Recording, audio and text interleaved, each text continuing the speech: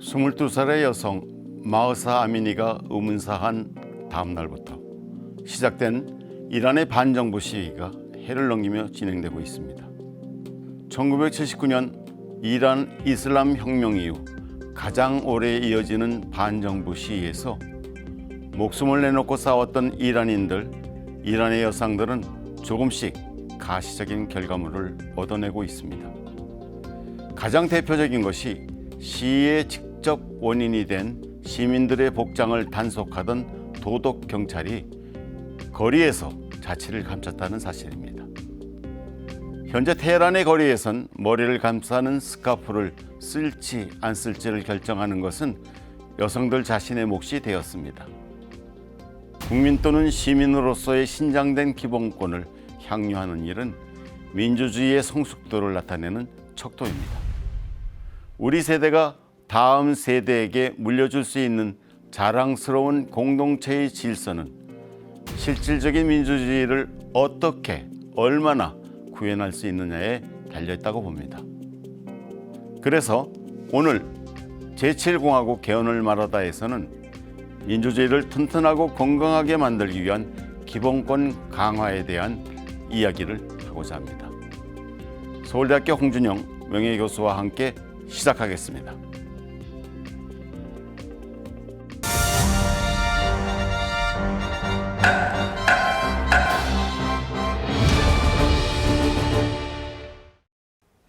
민주주의를 튼튼하고 건강하게 만들기 위해 기본권을 강화하는 것은 헌법 개정에 있어서 가장 중요한 과제입니다.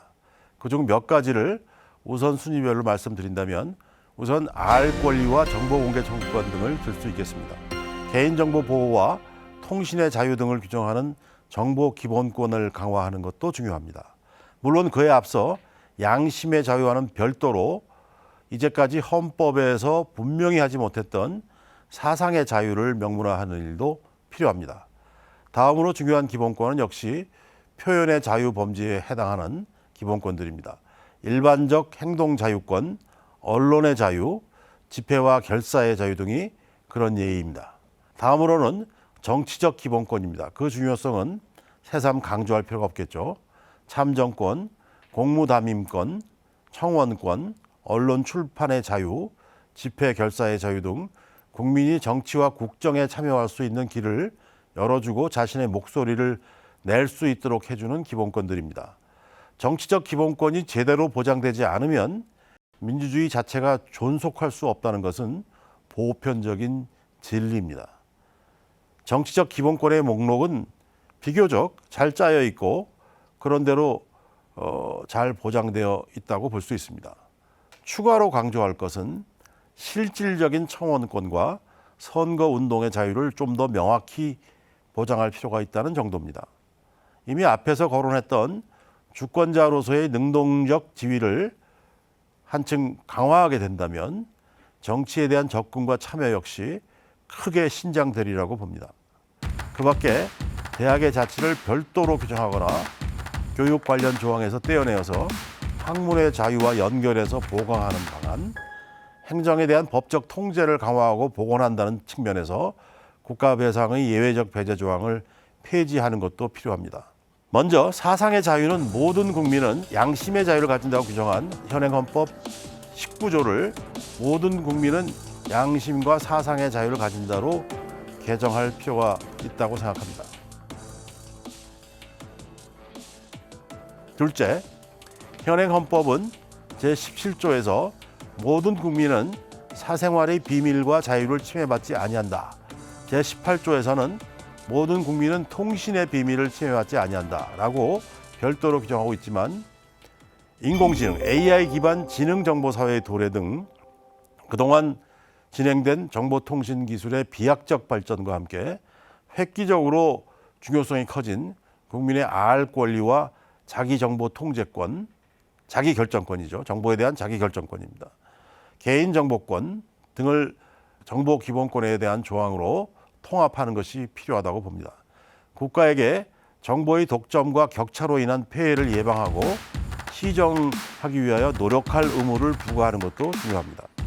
다음과 같은 개정안을 제시하고자 합니다. 헌법 개정 제안안 제21조 A 제1항 모든 국민은 알 권리를 가진다. 제2항 모든 국민은 자신에 관한 정부의 처리를 통제할 수 있는 결정권을 가진다. 제3항 모든 국민은 사생활의 비밀과 자유 및 개인정보를 침해받지 아니한다. 제4항 모든 국민은 통신의 비밀을 침해받지 아니한다.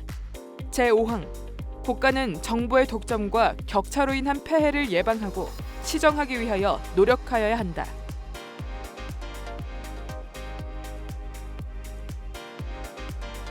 셋째, 민주주의를 더욱 튼튼하고 건강하게 만들려면 정치적 기본권을 강화해야 합니다. 직접 민주주의적인 정치에 참여, 통제의 권리가 중요하지만 이미 앞서서 말씀드렸기 때문에 반복하지는 않겠습니다. 다만 선거운동의 자유를 좀 더 강화하고 분명히 보장할 필요가 있습니다. 현행 헌법에서는 다음에 보는 바와 같이 선거운동에 대한 선거 관리와 법률이 정하는 범위에서의 균등한 기회보장, 선거 공영제 원칙만을 규정하고 있어서 선거운동의 자유를 분명히 하지는 못하고 있습니다. 공직선거법에서 이를 구체화하도록 하고 헌법에서 선거운동의 자유를 최대한 보장해야만 그 구체적 사항을 규율하는 공직선거법에서도 지나치게 억제 위주의 규제나 불합리한 선거운동 규제를 통제할 수 있는 거점이 마련될 수 있다고 생각합니다. 그와 같은 이유에서 다음과 같은 개정 방안을 제시하고자 합니다.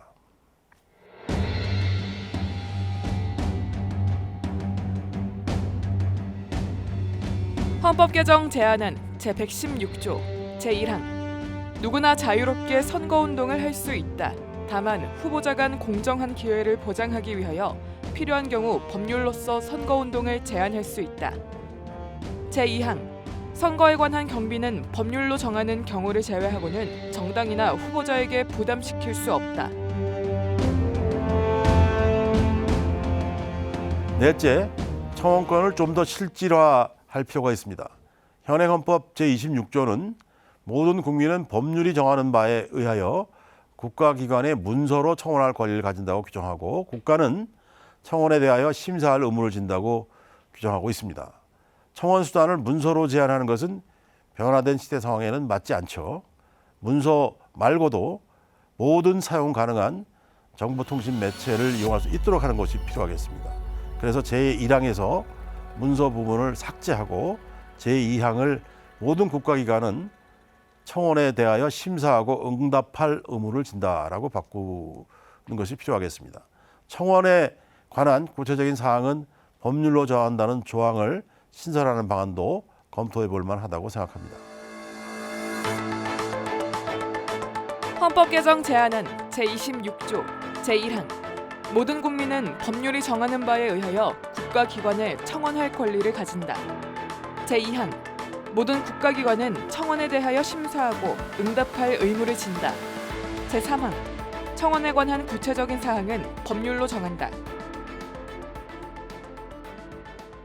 다섯째, 대학의 자치를 좀 더 분명히 정립하는 그런 조항이 필요합니다. 대학의 자치는 비단 대학만을 위한 것이 아니라 사회 전체가 자유롭고 건전한 자치와 자율의 토대 위에서 발전할 수 있도록 하는 데 있어서 필수 불가결한 초석을 주춧돌을 놓는 일입니다.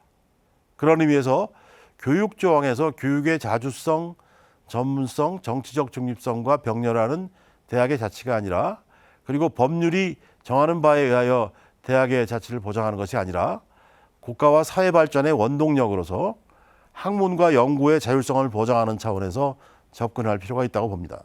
대학의 자치는 비단 교육만의 문제가 아니고 학문의 자유와 국가 경쟁력의 핵심을 이루는 기반 구조라는 점에서 독자적인 가치를 부여받는 게 마땅하다고 봅니다. 그런 뜻에서 다음과 같은 헌법 개정안을 제안합니다.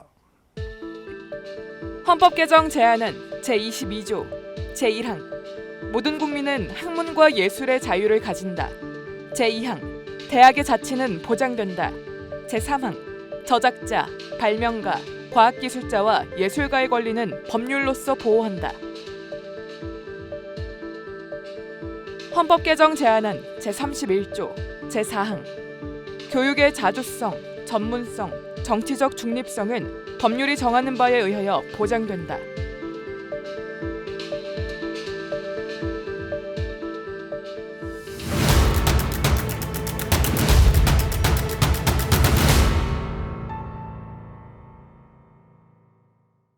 오늘은 민주주의를 튼튼하게 하는 기본권을 주제로 홍준영 명예교수의 이야기를 들어보았습니다.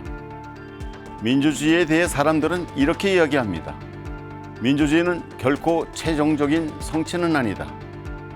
그것은 지칠 줄 모르는 노력, 계속되는 희생, 그리고 의지의 소명이다. 우리가 진행하고 있는 헌법 개정 프로젝트에 적합한 마음가짐인데요.